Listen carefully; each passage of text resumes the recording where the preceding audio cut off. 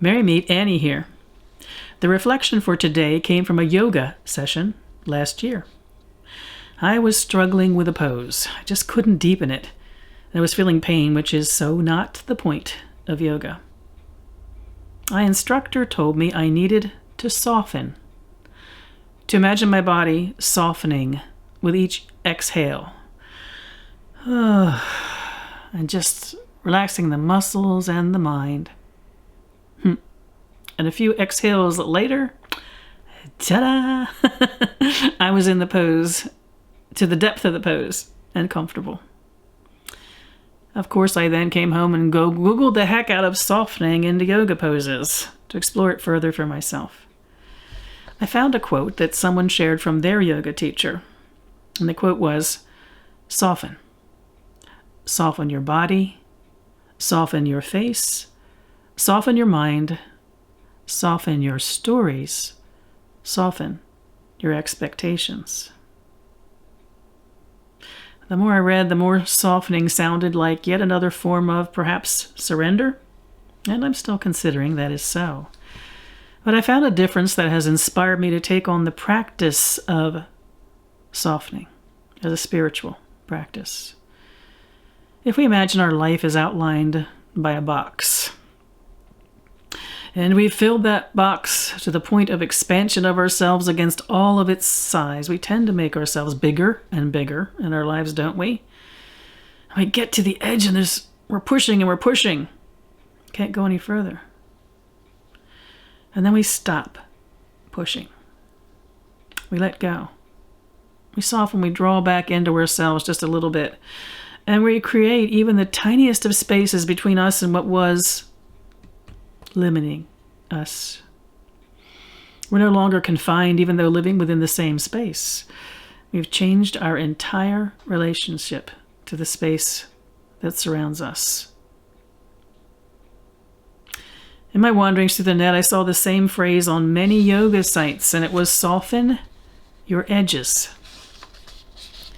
The explanation for that phrase was that we don't just surrender and turn into a limp noodle on the yoga mat or in life. We just soften our edges.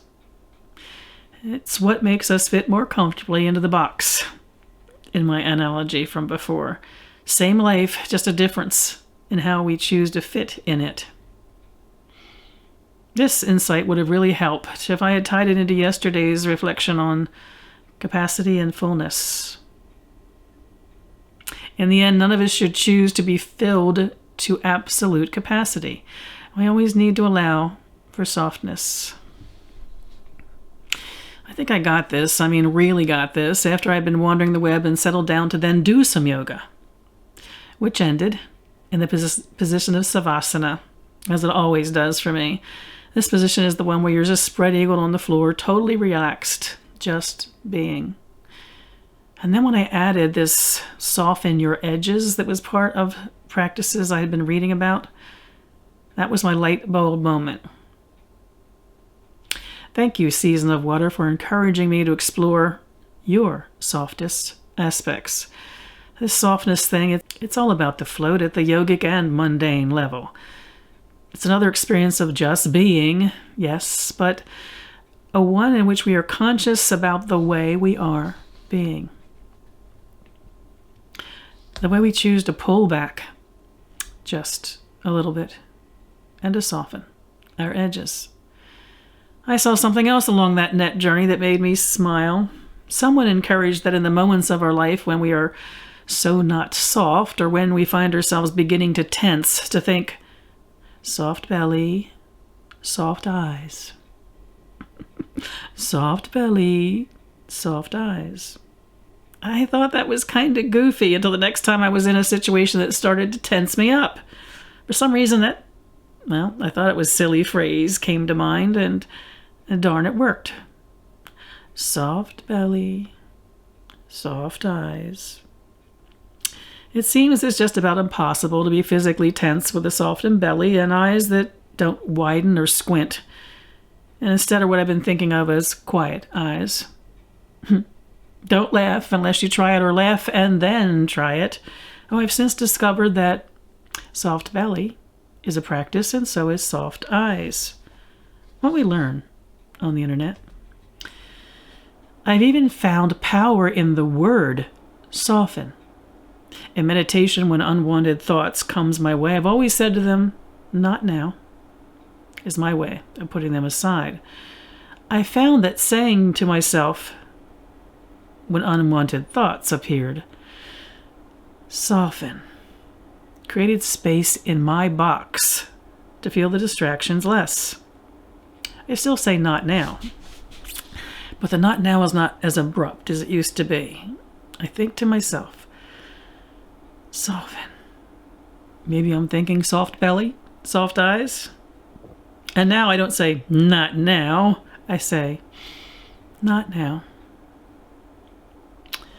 I knew this would become a new part of my meditation practice when, after telling my distractions to soften, I found myself saying sometimes, thank you. You can go now. Well, dang. That worked out nicely. And, of course, I have a poem for that. Today's reflection is not about storytelling. We've already visited that. But that's the reason poems speak to me. They're the telling of a story, something that I sit before amazed and listening.